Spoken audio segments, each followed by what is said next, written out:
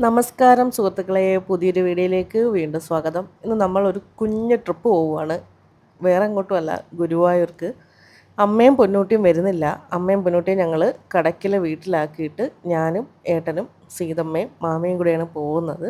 ഇവർ രണ്ടിനെയും അങ്ങ് വീട്ടിൽ കൊണ്ടാക്കണം. പൊന്നൂട്ടി കുറച്ച് നാളുകൊണ്ട് വരണം വരണം എന്നൊക്കെ പൊന്നൂട്ടി പറയുന്നുണ്ട്. പക്ഷേ ഇപ്പം വലിയ താല്പര്യം കാണിച്ചില്ല. അല്ലെങ്കിൽ അവളെ കൊണ്ടുപോകുന്നില്ല എന്ന് വെച്ചതാണ്. ഒന്നാമത്തെ കാര്യം ക്ലൈമറ്റ് ശരിയല്ല. സ്കൂളിൽ പോലും വിടാതെ ഇങ്ങനെ പൊതിഞ്ഞ് വെച്ചേക്കുവാണെന്ന് വേണമെങ്കിൽ പറയാം. പക്ഷേ ഇന്ന് ഒരു രാവിലെയൊക്കെ ആയപ്പോൾ തൊട്ടേ ചെറിയൊരു പനിയുടെ ഒരു ലക്ഷണങ്ങളൊക്കെ കാണുന്നുണ്ട്. ഒരു ക്ഷീണമുണ്ട്. അതിന് മഴയൊക്കെ വരുമ്പോൾ ഉള്ളതാണ്. അതാണോന്നും അറിയത്തില്ല. എന്തായാലും പുറത്ത് പോലും ഇറക്കാതെ ഇപ്പോൾ 2 ആഴ്ച കൊണ്ട് ഇങ്ങനെ കൊണ്ടുപോവാണ് കുറച്ച് കാര്യങ്ങളൊക്കെ ആയിട്ട്. എന്തായാലും വലിയ കുഴപ്പമൊന്നുമില്ലാതെ നമ്മളെ സന്തോഷത്തോടെയൊക്കെ യാത്രയാക്കി. ടോയ്സും വളയും മാലയൊക്കെ വാങ്ങിച്ചുകൊണ്ട് വരാമെന്ന് പറഞ്ഞുകൊണ്ട്. അത് കഴിഞ്ഞ് ഞങ്ങൾ കടയ്ക്ക് വീട്ടിൽ ചെന്ന് സീതമ്മേനെയും വിളിച്ച് കരയ്ക്കാട് ചെന്ന് മാമിയെ വിളിച്ച്. ആ സമയത്തൊന്നും മഴയില്ലായിരുന്നു. കുറച്ചങ്ങോട്ടൊരു അഗസ്ത്യക്കൂട് ആ ഒരു സമയത്ത് അങ്ങോട്ട് ആ ഒരു സ്ഥലത്ത് അങ്ങോട്ട് എത്തിയപ്പോഴത്തേക്കിനും ഭയങ്കര മഴ. രാവിലെ ഇതേ മഴയായിരുന്നു. പക്ഷെ നമ്മൾ ഇറങ്ങിയപ്പോൾ വലിയ മഴയില്ലായിരുന്നു. ഞങ്ങൾ വണ്ടി പുനലൂർ വീട്ടിൽ കൊണ്ടിട്ടിട്ട് അണ്ണൻ ഞങ്ങളെ ഇങ്ങ് റെയിൽവേ സ്റ്റേഷനിലാക്കി. റെയിൽവേ സ്റ്റേഷനിൽ വണ്ടി ഇടുന്ന അത്ര സേഫ് അല്ലാത്തതുകൊണ്ട് അണ്ണൻ ഞങ്ങളെ ഇവിടെ കൊണ്ടാക്കിയിട്ട് അണ്ണൻ വണ്ടിയൊക്കെ വീട്ടിൽ കൊണ്ടുപോയിട്ട് 5:15 നമ്മൾ റെയിൽവേ സ്റ്റേഷനിൽ എത്തി. 6 മണിക്കാണ് ട്രെയിൻ. കഴിഞ്ഞ വർഷവും അതിൻ്റെ മുന്നത്തെ വർഷവും ഞങ്ങൾ ഈ ട്രെയിനിൽ പോയപ്പം എനിക്ക് തോന്നുന്നത് പുനലൂരിൽ നിന്നാണെന്ന് തോന്നുന്നു സ്റ്റാർട്ടിങ്. ഇതിപ്പം മധുരയിൽ നിന്നാണ് വരുന്നത്. മധുരൈ ഗുരുവായൂർ ട്രെയിനാണ്. ഞങ്ങളെന്തായാലും ഒരു സമാധാനത്തിന് 5:15 റെയിൽവേ സ്റ്റേഷനിൽ വന്ന് കുത്തിയിരിക്കുവാണ്. ഞങ്ങൾ അങ്ങോട്ട് എ സിയാണ് എടുത്തേക്കുന്നത്, ഇങ്ങോട്ട് സ്ലീപ്പറും. ഇങ്ങോട്ട് എ സി കിട്ടിയില്ല. അമ്മയും മാമിയൊക്കെ ഉണ്ടായതുകൊണ്ടാണ് നമ്മൾ എ സി എടുത്തത്. അതാകുമ്പോൾ കുറച്ച് അടിപൊളിയായിട്ട് ഇരിക്കാമല്ലോ എന്നൊക്കെ വെച്ച്. പക്ഷേ എ സിയിൽ കയറിയപ്പോഴത്തേക്കിനും മാമിക്ക് അങ്ങോട്ട് തണുപ്പം തുടങ്ങി. മാമി പുതച്ച് ചെവിയും തലയെല്ലാം കൂടെയൊക്കെ മൂടിയിട്ടാണ് ഇരിക്കുന്നത്. മാമിക്ക് എ സി പറ്റത്തില്ലെന്ന് നമുക്ക് അറിയത്തില്ലായിരുന്നു. സീതമ്മയ്ക്ക് പിന്നെ കുഴപ്പമില്ല, എപ്പോഴും ചൂടാണ്. ഇനി എത്ര തണുപ്പത്ത് കിടന്നാലും സീതമ്മയ്ക്ക് ചൂടാണ്. ഇവിടെ നമുക്കൊരു തമിഴ്നാട് നിന്നൊരു ഫാമിലിയെ കിട്ടി കേട്ടോ. നല്ല കമ്പനിയായിരുന്നു. അവർ പക്ഷേ കൊല്ലത്തിറങ്ങി. അവരവിടുത്തെ കുറേ കാര്യങ്ങളൊക്കെ പറഞ്ഞ് അവിടെ ഒരു ഒറ്റ ഡെക്കറേഷനും ഇൻറ്റീരിയറും ഒന്നും ചെയ്യാതെ ഒരു ആവറേജ് വീട് വയ്ക്കുന്നതിന് 45 ലാക്ക് ആവുമെന്നാണ് അവർ പറയുന്നത്. അങ്ങനെയൊക്കെ കുറേ കാര്യങ്ങളൊക്കെ പറഞ്ഞുകൊണ്ടിരുന്നത്. ഇന്നിപ്പോൾ എനിക്കും മാമിക്കും മിഡിൽ ബെർത്തും ഏട്ടൻ അപ്പർ ബെർത്തും സീതമ്മയ്ക്ക് ലോവർ ബെർത്തുമാണ് കിട്ടിയേക്കുന്നത്. കുറച്ച് ദൂരം ചെല്ലുമ്പോൾ നല്ല വെയിൽ, കുറച്ച് ദൂരം കഴിയുമ്പോഴത്തേനും മഴ. അങ്ങനെയാണ്. ഇതിപ്പോൾ വെളുപ്പിനെ 2:10 ഇത് ഗുരുവായൂർ എത്തുന്നത്. മാമി ഫോൺ ചെയ്യുന്നു. സീതമ്മ ബിഗ് ബോസിൻ്റെ അപ്ഡേറ്റ് ഫേസ്ബുക്കിൽ കാണുന്നു. എപ്പോഴും ചോദിച്ചാലും പറയും ഞാൻ ബിഗ് ബോസ് കാണത്തില്ല, എന്തൊരു കൂറ പരിപാടി എന്നൊക്കെ പറയും. പക്ഷേ ബിഗ് ബോസിലെ എല്ലാ കണ്ടസ്റ്റൻറ്റിനെയും അറിയാം. അതിനകത്ത് ഓരോ ദിവസവും നടക്കുന്ന മെയിനായിട്ടുള്ള എല്ലാ ഇൻസിഡൻറ്റും അറിയാം. പക്ഷേ ബിഗ് ബോസ് കാണത്തില്ലെന്നൊക്കെയാണ് പറയുന്നത്. അങ്ങനെ ഓരോരോ കാര്യങ്ങൾ അങ്ങോട്ടും ഇങ്ങോട്ടൊക്കെ പറഞ്ഞുകൊണ്ടിരുന്നത്. കൊല്ലത്ത് അവർ ഇറങ്ങി. കൊല്ലം വരെ സമയം പോയത് അറിഞ്ഞതേയില്ല. പിന്നീട് എ സിയിലായ, പക്ഷേ അങ്ങോട്ട് ട്രെയിനിൽ കയറിയപ്പോഴേ എനിക്ക് തലവേദന തുടങ്ങി. എന്താണെന്നറിയില്ല. മാമി ഗുരുവായൂർ ഫസ്റ്റ് ടൈം ആണെന്ന് തോന്നുന്നു. മാമി ട്രെയിനിൽ ഫസ്റ്റ് ടൈമാണ്. ഏട്ടൻ ഗുരുവായൂർ ഫസ്റ്റ് ടൈമാണ്. സീതമ്മയും ഗുരുവായൂർ ഫസ്റ്റ് ടൈം ആണെന്നാണ് എനിക്ക് തോന്നുന്നത്. അമ്മ ട്രെയിനിൽ കയറിയിട്ടുണ്ട്. അപ്പോൾ ഞങ്ങൾ കുറച്ച് സ്നാക്സൊക്കെ കൊണ്ടുവന്നായിരുന്നു. അതൊക്കെ അങ്ങോട്ടൊരു 7 മണിയായപ്പോഴത്തേന് അതൊക്കെ കഴിപ്പ് തുടങ്ങി. സമയം പോകണ്ടേ, വെറുതെ ഇങ്ങനെ ഇരിക്കും ഫോണിനകത്ത്. ചിലപ്പോൾ നെറ്റ് കിട്ടും, റേഞ്ച് ഉണ്ടാവും, ചിലപ്പോൾ കിട്ടത്തില്ല. മാമി ഇപ്പം ഓയിൽ ഉപയോഗിച്ചുള്ളൊന്നും കഴിക്കത്തില്ല. മാമി ബിസ്ക്കറ്റൊക്കെ കഴിക്കുകയുള്ളൂ. ബിസ്ക്കറ്റ്, എള്ളുണ്ട, അങ്ങനെയുള്ള കാര്യങ്ങളൊക്കെ കഴിക്കുകയുള്ളൂ. ഒരു 7:30 ആയപ്പോഴത്തേക്കിനും ഞാൻ പറഞ്ഞ് നമുക്ക് ഫുഡ് കഴിക്കാം. സാമ്പാർ അല്ലെങ്കിൽ ചിലപ്പോൾ കേടായി പോകും. രാവിലെ വെച്ച സാമ്പാറാണ്. അങ്ങനെ നമ്മളെല്ലാവരും കൂടെ ഫുഡ് കഴിക്കുവാണ്. സാമ്പാർ കേടാവുമോ എന്ന് എനിക്ക് നല്ല പേടിയുണ്ടായിരുന്നു കേട്ടോ. കാരണം നമ്മൾ രാവിലത്തേക്കും ഉച്ചക്കലത്തേക്കും ഒക്കെ 2 മണിയായപ്പോൾ നമ്മൾ വീട്ടിൽ നിന്ന് ഇറങ്ങി. അതുകൊണ്ട് പക്ഷേ എന്തായാലും കേടായില്ല. പക്ഷേ ഒരു 9 മണിക്കൊക്കെ ഏട്ടനും അമ്മയൊക്കെ ആഹാരം കഴിക്കുന്ന സമയത്താണ് നമ്മൾ കഴിക്കാൻ നിന്നിരുന്നെങ്കിൽ ചിലപ്പം കേടായിപ്പോയേനെ. എന്തായാലും ദോശയും സാമ്പാറും ഒക്കെ അടിപൊളിയായിരുന്നു. ഇവിടെ ഇനി ഞാൻ വണ്ടിയിൽ കയറിയപ്പോൾ തൊട്ട് ഞാൻ ഈ മിഡിൽ ബർത്തിൽ കയറുന്ന കാര്യം ഇങ്ങനെ ആലോചിച്ചുകൊണ്ടിരിക്കുകയാണ്. സീതമ്മ ആരെയൊക്കെയോ കാര്യങ്ങളൊക്കെ ഇങ്ങനെ പറഞ്ഞുകൊണ്ടിരിക്കുകയാണ്. മാമി വീണ്. മാമിക്ക് തണുപ്പ് ഒട്ടും പറ്റത്തില്ല, അത് അറിയില്ലായിരുന്നു നമുക്ക്. മാമി എന്തായാലും തണുപ്പത്തൊക്കെ വീണ്. മാമിക്കും മിഡിൽ ബർത്താണ്. മാമിക്ക് ഇപ്പം മാമി താഴെ തന്നെയാണ് കിടക്കുന്നത്. കാരണം അവിടെ ആൾ വന്നില്ല. ആൾ വരുമ്പോൾ മാറി കൊടുക്കണം. ആൾ വന്നില്ല. ഞാൻ ഒരുവിധം വല്ല ചതി മിഡിൽ ബർത്തിൽ കയറി. ഒരു 9 മണിയായപ്പോഴത്തേക്കിന് കയറിയത് ആ പരിസരത്തുള്ള എല്ലാവരും ചിരിയായിരുന്നു ഞാൻ കയറുന്നുണ്ട്. എൻ്റെ ഭർത്താവ് എനിക്ക് പുതപ്പൊക്കെ പുതച്ച് തരുവാണ്. ജീവിതത്തിൽ ആദ്യമായിട്ടുള്ള സംഭവമാണ്. എന്തായാലും അത് വളരെ നല്ലൊരു കാര്യം.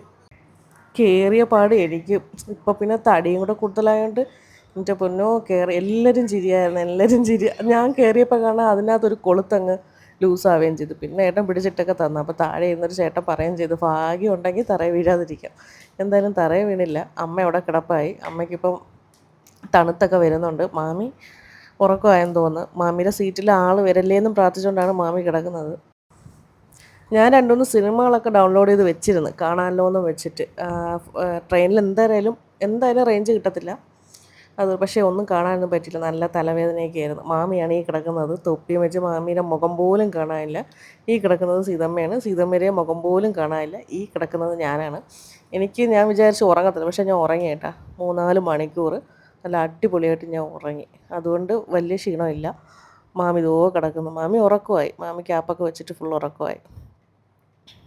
ഇവിടുന്ന് നല്ല മഴയുണ്ടായിരുന്നു. ഇവിടുന്ന് ഞാൻ നോക്കിയപ്പോൾ. ഇനിയിപ്പോൾ അവിടെ ചെല്ലുമ്പോൾ എങ്ങനെയെന്നൊന്നും അറിയാൻ വയ്യ. ഏട്ടൻ ഇവിടെ ഫോണിൽ കുത്തിക്കൊണ്ടിരിക്കുന്നേ ഉള്ളൂ. 1 മണി 2 മണിക്ക് ഉറങ്ങുന്ന ആൾക്കാരാണ്. അവരൊക്കെ 9 മണിക്കൊക്കെ കയറി കിടക്കുമോ. എന്നാലും ആരും ഇല്ലായിരുന്നു. അതുകൊണ്ട് ഒറ്റയ്ക്കിരുന്ന് ബോറടിച്ച് ഫോണിന് റേഞ്ച് ഇല്ലാത്തതുകൊണ്ട് മുകളിൽ ചാടിപ്പിടിച്ച് കയറിയിട്ട് അവിടെ ഇരിക്കുകയാണ്. അവിടെ വിരിക്കുവാണ്. എനിക്ക് കാണുമ്പോൾ ഒരു ചിരിയും വന്ന് കയറുന്ന കണ്ടിട്ട്. ഏട്ടന് സത്യത്തിൽ ഏട്ടന് അപ്പർ ബർത്ത് തന്നെയായിരുന്നു. അങ്ങനെ കയറി അവിടെ കിടക്കും. ഇപ്പോഴൊന്നും ഉറങ്ങത്തില്ല. വെറുതെ എന്തും പറഞ്ഞിരിക്കും. ബുക്കുകൾ നമുക്ക് വായനാശീലം പൊതുവേ ഇല്ലാത്തതുകൊണ്ട് നമ്മൾ രണ്ടുപേരും ബുക്സുകളൊന്നും കൊണ്ടുപോകുന്നില്ല. ആകെ കയ്യിലെടുത്തിരുന്നത് ഫോണാണ്. ഫോണിനകത്താണെങ്കിൽ റേഞ്ചും ഇല്ല. എല്ലാവരും കിടന്നു. ഇവരിപ്പോൾ കയറിയവരാണേ. ഈ അപ്പൂപ്പനാണെങ്കിൽ ഈ അപ്പൂപ്പൻ്റെ സീറ്റിൽ വേറെ ആരാ ബാഗ് എടുത്ത് വെച്ചെന്നും പറഞ്ഞ് അവിടെ കിടന്ന് ബഹളമൊക്കെ ഉണ്ടാക്കി. നമ്മൾ 2 മണിക്ക് മുന്നേ നമ്മൾ ഗുരുവായൂരെത്തി. 2:10 കറക്റ്റ് സമയം. പക്ഷേ 1:47 ആയപ്പോൾ നമ്മൾ ഗുരുവായൂരെത്തി. നമ്മളിവിടെ ശ്രീചക്ര എന്ന് പറഞ്ഞൊരു റിസോർട്ടിൽ റൂം ബുക്ക് ചെയ്തിട്ടുണ്ടായിരുന്നു. നമ്മൾ 2 റൂമാണ് എടുത്തത്. കാരണം അവർ ചോദിച്ചു 4 പേരെന്ന് പറഞ്ഞപ്പോൾ അവർ പറഞ്ഞു സിംഗിൾ റൂമിൽ പറ്റത്തില്ല. അങ്ങനെ നമ്മൾ 2 റൂമാണ് എടുത്തത്. നമ്മൾ സാധാരണ സ്റ്റെപ്പൊക്കെ കയറിപ്പോയത്. ഇപ്പോൾ സീതമ്മയ്ക്ക് നടക്കാനൊക്കെ പാടായതുകൊണ്ട് നമ്മൾ ലിഫ്റ്റിന് വെയിറ്റ് ചെയ്ത് നിന്ന് ലിഫ്റ്റിലാണ് പോയത്. ഇവിടുത്തെ ഓട്ടോക്കാരെയാണ് മുമ്പ് പല വട്ടം ഇവിടെ വരുമ്പോഴും ഇവിടുത്തെ ഏറ്റവും അവന്മാരുടെ ബിഹേവിയർ എന്ന് വെച്ചാൽ വളരെ വളരെ വളരെ മോശമാണ്. കാരണം 4 പേരാണെങ്കിൽ അവന്മാർ ഓട്ടോയിൽ കയറ്റത്തില്ല. ബാഗുണ്ടെങ്കിൽ അവന്മാർ ഓട്ടോയിൽ കയറ്റത്തില്ല. ഇപ്പം വെളുപ്പിനെ 2 മണി സമയമാണ്. എന്നാലും ഓട്ടോ ചാർജൊക്കെ ചോദിക്കുന്നതിന് ഒരു ലിമിറ്റില്ലേ. 250 രൂപയാണ് ഒരു ഓട്ടോ ചോദിച്ചത്. ആദ്യം വന്ന ഓട്ടോ അവന്മാർ പറഞ്ഞ് 4 പേരുണ്ടെന്ന്. അയ്യോ 4 പേര് എൻ്റെ ഓട്ടോയിൽ കയറത്തില്ല. അതും വലിയ ഓട്ടോയാണ്. 4 പേരും ലഗേജും എല്ലാം വെക്കാനുള്ള സ്ഥലമുണ്ട്. 4 പേര് കയറത്തില്ല. 2 പേരായിട്ട് കയറാൻ. നമ്മൾ പറഞ്ഞാൽ അതിൻ്റെ ആവശ്യമില്ലല്ലോ. ഇപ്പം 4 പേര് ഇവിടുന്ന് 1.5 കിലോമീറ്റർ കണ്ടേ ഉള്ളൂ ആ റിസോർട്ടിലോട്ട്. അങ്ങനെ നമ്മളവിടെ വെയിറ്റ് ചെയ്യും. എത്ര ഓട്ടോയ്ക്ക് കൈ കാണിച്ചിട്ടും അവന്മാർ 4 പേരില്ല.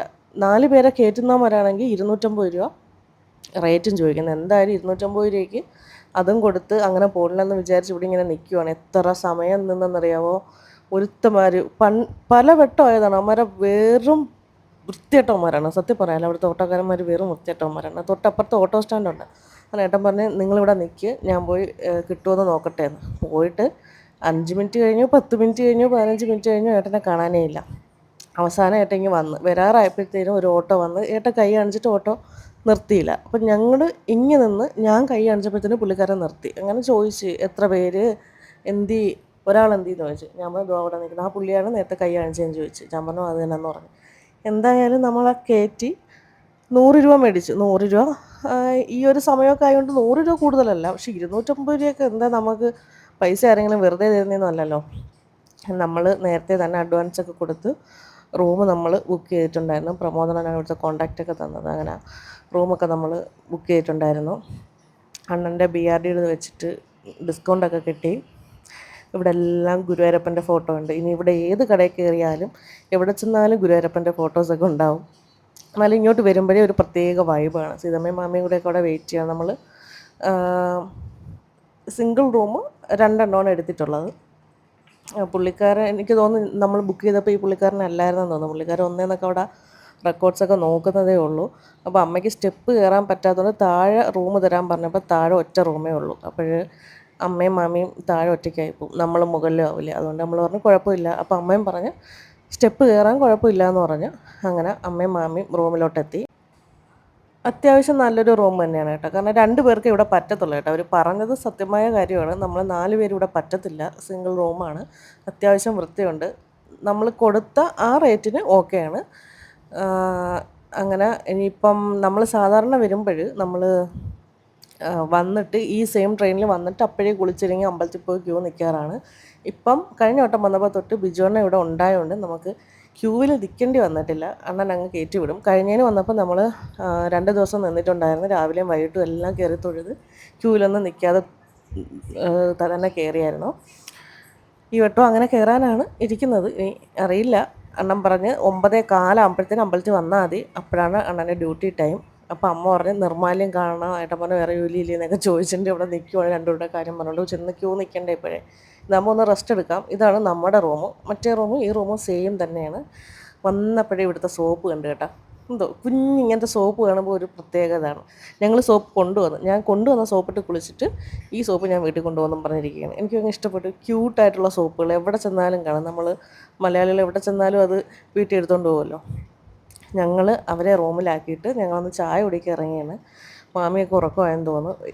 പുറത്തോട്ട് ഇറങ്ങിയപ്പോഴേ ആനയെ കണ്ട്. ഞാൻ വെച്ച് ഒറിജിനലാണ്, പക്ഷേ അല്ല. സമയം ഇപ്പോൾ 3 മണിയായി.